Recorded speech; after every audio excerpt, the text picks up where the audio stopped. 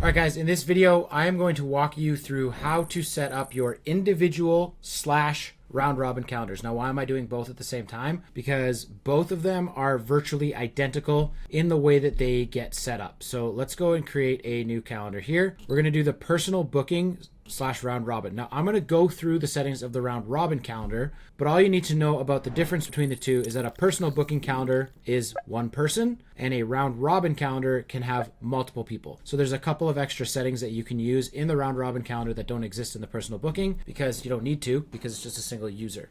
So if you're setting up a calendar just for yourself, you can go ahead and use the personal booking calendar. But if you're setting up a calendar for like a sales team or a support team or whatever, you're going to use the round robin.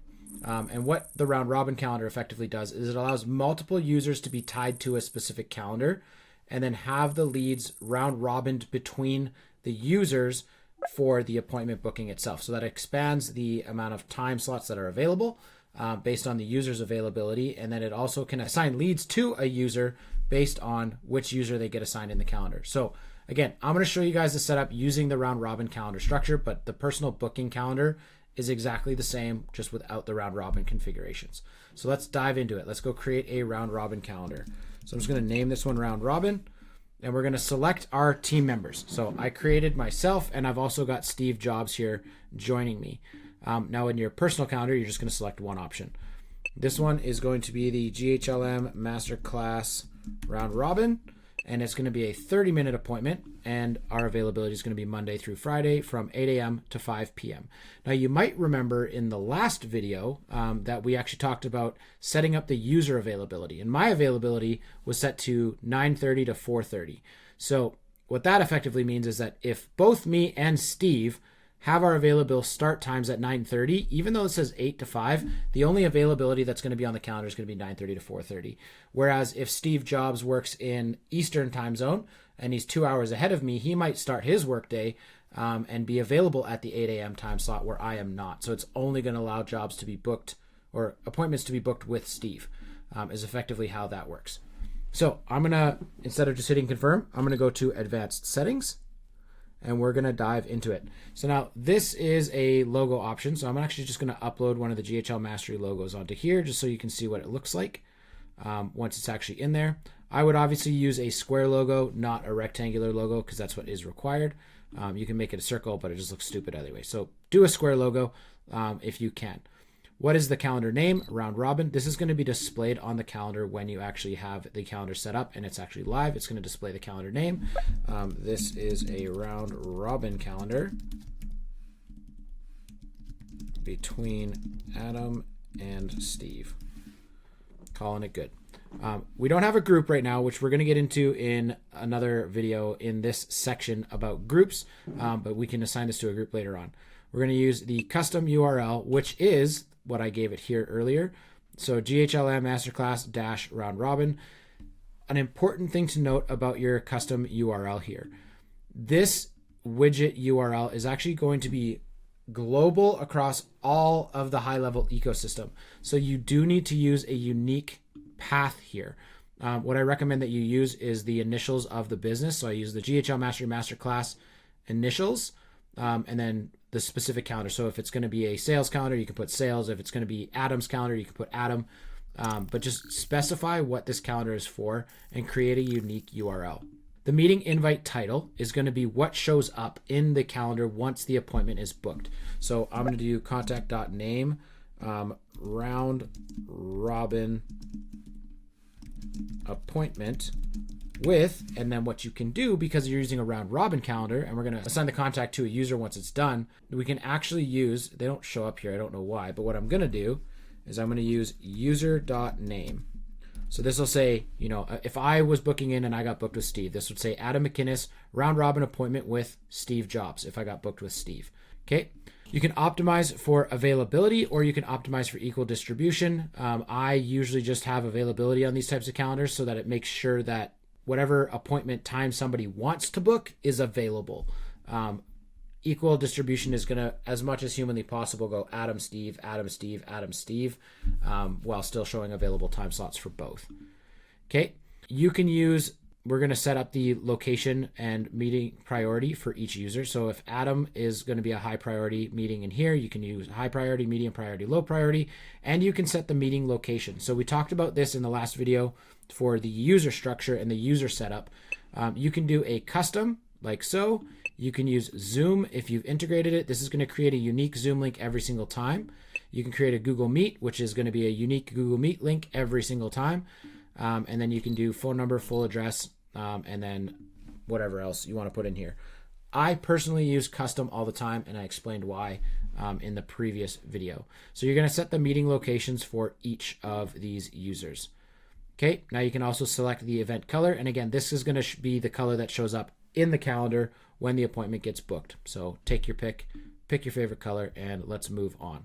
So we're going to hit save, and then we're going to go to availability. So your availability, like I said, Monday through Friday, 8 a.m. to 5 p.m. is totally fine. But if I wanted to change this to be 9:30 a.m. to 4:30 p.m., then we're going to do 9:30 a.m. We're going to do 4:30 p.m. And then we are going to update and copy this to all the days that we want to copy it to. One thing to note, if you click copy all and you have Sunday and Saturday not selected, it's going to automatically select them. So you don't want to do that. We're just going to do all of the weekdays that we want here. So there you go. 9:30 a.m. to 4:30 p.m. is the availability in this calendar. Now, you've also got this look busy function. And what this is going to do is this is actually going to hide or show busy slots in your calendar where there are none in reality. I never use this, but you can feel free to use this if you'd like to. So you select look busy, and if you want to take up 20% of your time slots so that you look busier than you really are, you can go right ahead and do that. I'm just going to turn that off. If this is a recurring meeting, you can turn on recurring meetings. This is recurring meetings are disabled. Okay, well, I've disabled it for this one, but you do have the option to turn on recurring meetings here as well. Now, this part is a little bit more confusing to new people that have never used this. Meeting interval is going to be what displays on the actual calendar itself. So am I going to be available from 9:30, 10 o'clock, 10:30, 11 o'clock, and so on and so forth? If I change this to a 15-minute interval, it's going to show 9:30, 9:45, 10, 10:15, 10:30, and so on. So that's what's going to show from the availability standpoint on the calendar. Your meeting duration is going to be how long do you want that meeting to be? Minimum scheduling notice is going to be how far in the future can somebody book? Can they book same day, within the hour? Can they book within 12 hours? Can they only book in a couple of days? So what I usually recommend here is I do a 12-hour booking. And the reason that I do 12 hours is because if somebody comes to my calendar at 8 p.m. at night and I have it set to 1 day or 24 hours, they won't actually be able to book until the following day, 2 days out actually. So 8 p.m. on a Monday, they wouldn't be able to book until 9:30 a.m. on a Wednesday. And so what I usually do is do 12 hours because 8 p.m. goes to 8 a.m. So to the 9:30 time slot the next morning would be available to them. So that's how that works there. Your date range is going to be how far out are they able to see in my calendar. So I usually do within 14 days. So shrinks that window. I used to have clients who would just leave this wide open and they'd have cold leads from Facebook booking like 6 months in advance.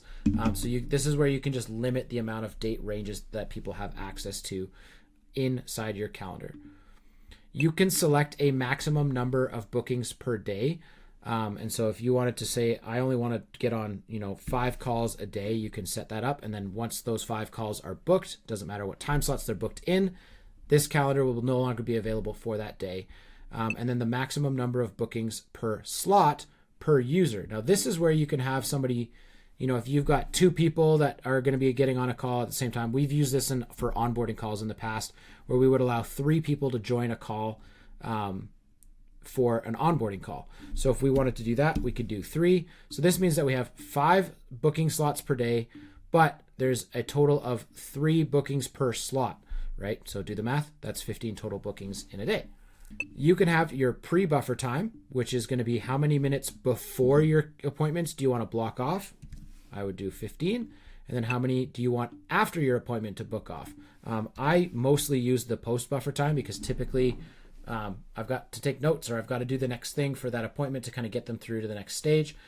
So I usually give myself 15 minutes after the appointment before the next appointment can be booked. Now, what does that mean when the calendar visibility? Right now, I've got a 30-minute interval, so 10 o'clock, 10:30, 11 o'clock for 30 minutes.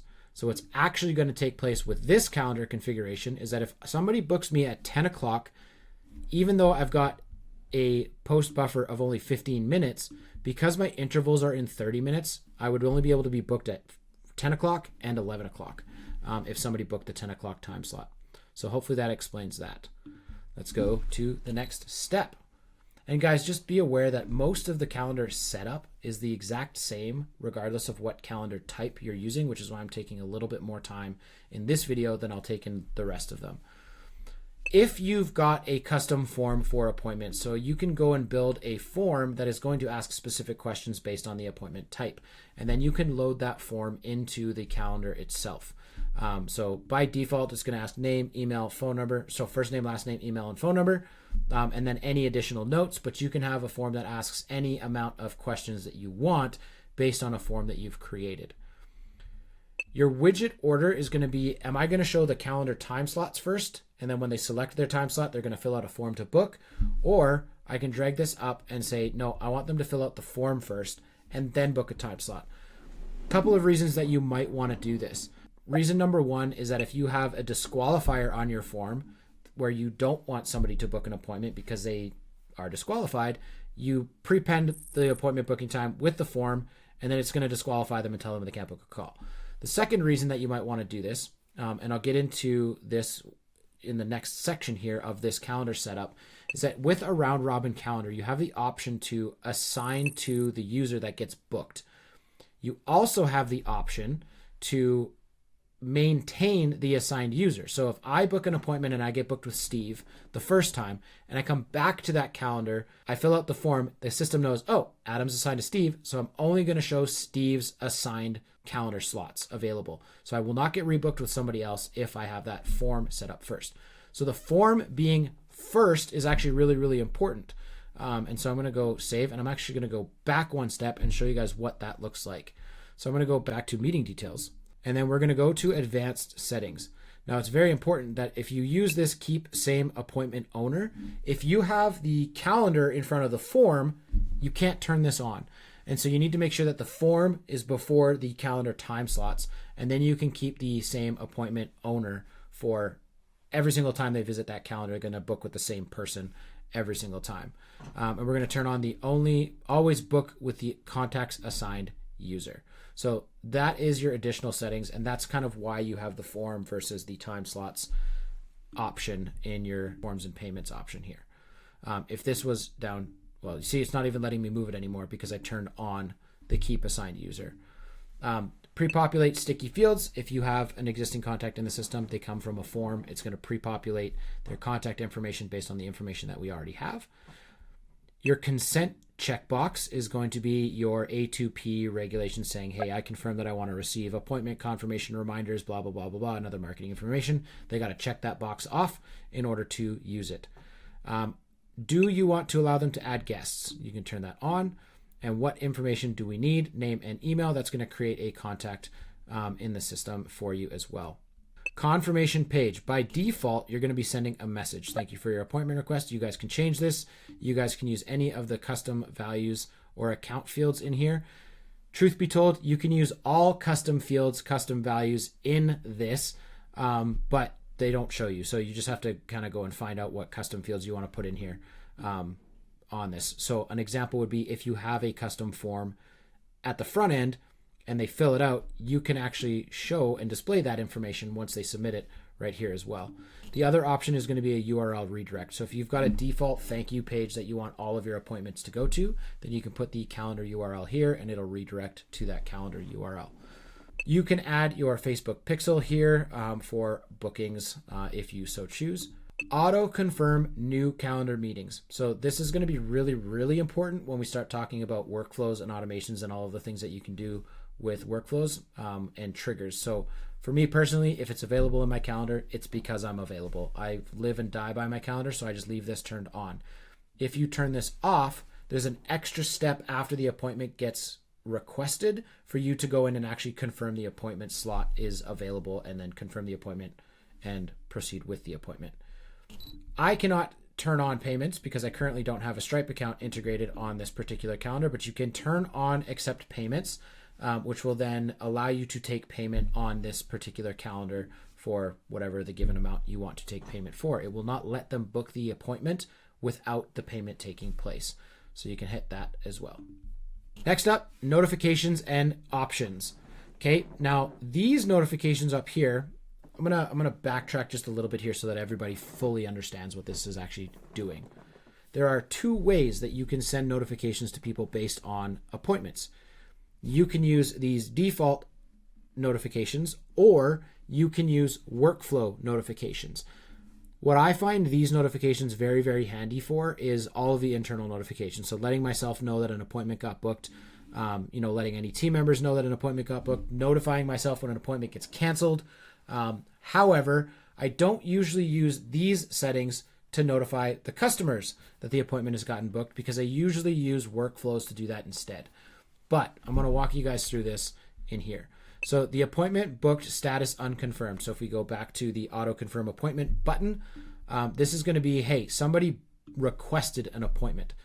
And so what you can do is you can enable the email notifications and you can choose, do I want to send a notification to the contact? So this is the default email that's going to go out to the contact when they request an appointment. Okay, the appointment is not yet confirmed, but they've requested it.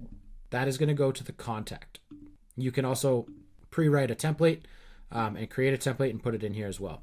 The guest invite, so if somebody adds a guest to the appointment, do you want to send an email to the guest and let them know that, hey, you were booked in for an appointment as well with so-and-so?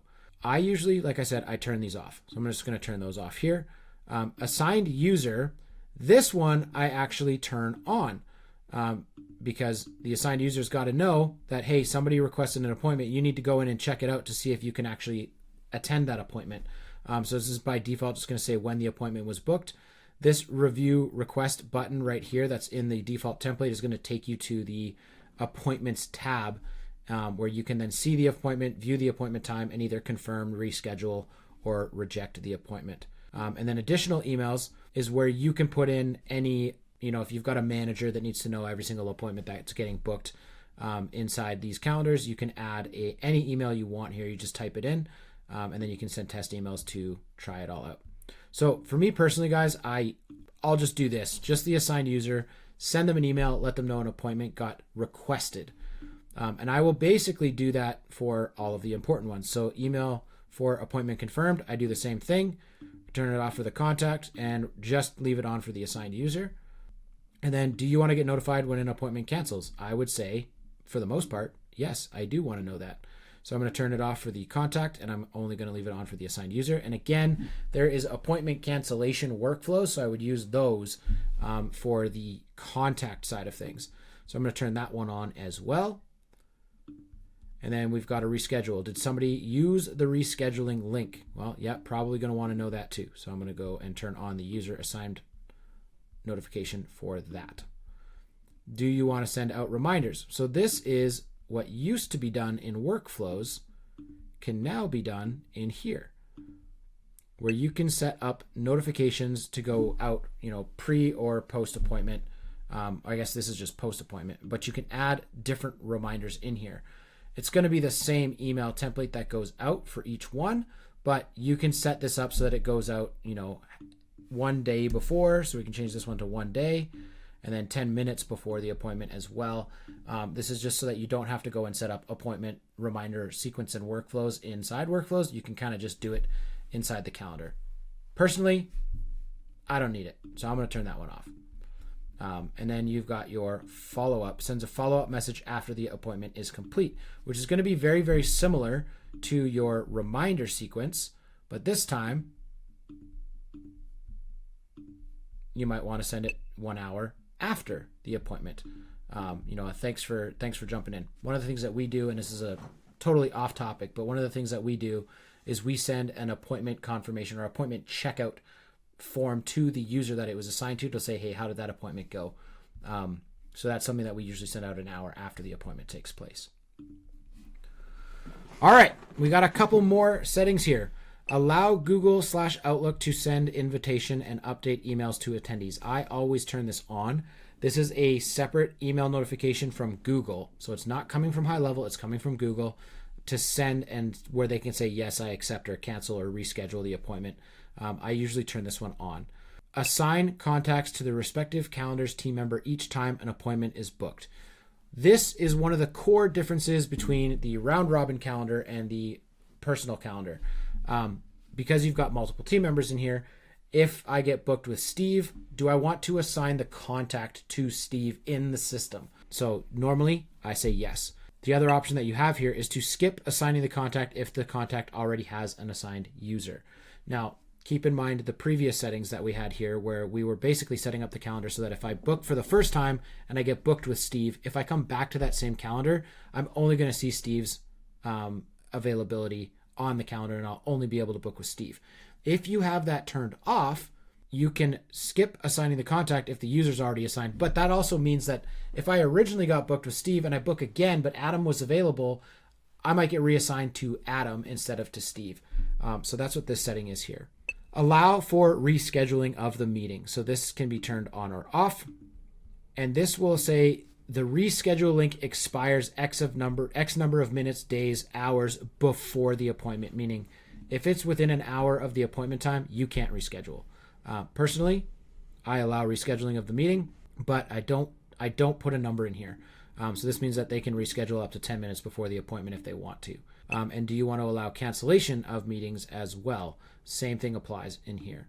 Now, your additional notes, this is going to be on the actual appointment itself once the appointment is booked. So if you're using Google, it's going to be inside the Google Calendar event as notes. So again, you can add any information into here that you want to. Again, I don't know why they don't show custom fields, but any custom fields that exist, you can also put into here. You just got to copy and paste the custom field keys. And if that information is populated, it will show up in here as well. So that's that. And the very last step of this longest video of the training so far is going to be your customizations. Now, if you've watched any of the previous videos thus far, you're going to know that I am not a designer and I suck at this kind of stuff. But if you wanted to change the color of your calendar widget, you can absolutely do that. So I'm going to change it to green and I'm going to change the background color to black. And you're going to see just how terrible of a designer I really am. Button text, schedule meeting. So this is going to be the default text of your appointment. Do you want to display the calendar title, which is round robin? Do you want to display the calendar description, which we set up in meeting details? And then do you want to show the calendar details as well? And do you want to use any custom CSS code to stylize your calendar? And then staff selection. Do you want to enable staff selection for your calendars? Now, if you're going to be using calendars for services where you might have multiple, like a massage therapist, for example, I go to the same one every single time. And so if I'm booking an appointment, I want to be able to book just with that massage therapist. So allow staff selection during booking is a useful feature. Now let's go and click the preview widget button. So there we go. We've got the ugly, what should have been a square logo. You've got your calendar name, the appointment details 30 minutes, and then this is the description of the calendar.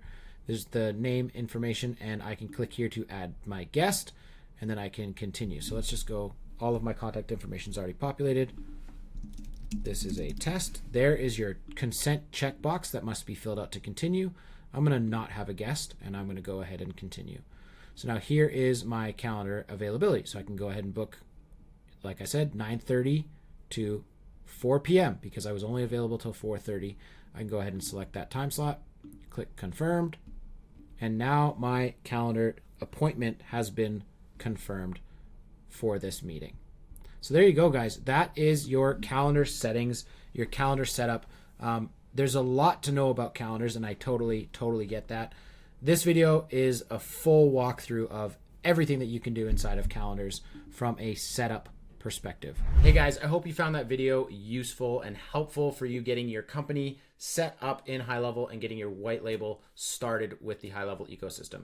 Now, if you're just starting out your journey in the Highlevel ecosystem, or maybe you're even an intermediate, or consider yourself an expert that just wants to know a little bit more about the Highlevel platform and how you can leverage it, I would encourage you to go and click the link in the description below this video and hop into our GHL Mastery program. What do we do inside of our GHL Mastery program? Well, we have 5 calls every single day of the week, Monday through Friday, for 2 hours a day, where we actually help you get into your system, help you build, help you troubleshoot, and just overall help elevate your overall skill set on the Highlevel platform. So if you're interested in getting hands-on every single day support, plus a couple of bonus goodies, snapshots, AI systems, the like, then go ahead and click the link below to join our GHL Mastery VIP group. And I promise you, you will learn more in 1 month than you will in 6 months doing this on your own. We will see you in the next one. Take care.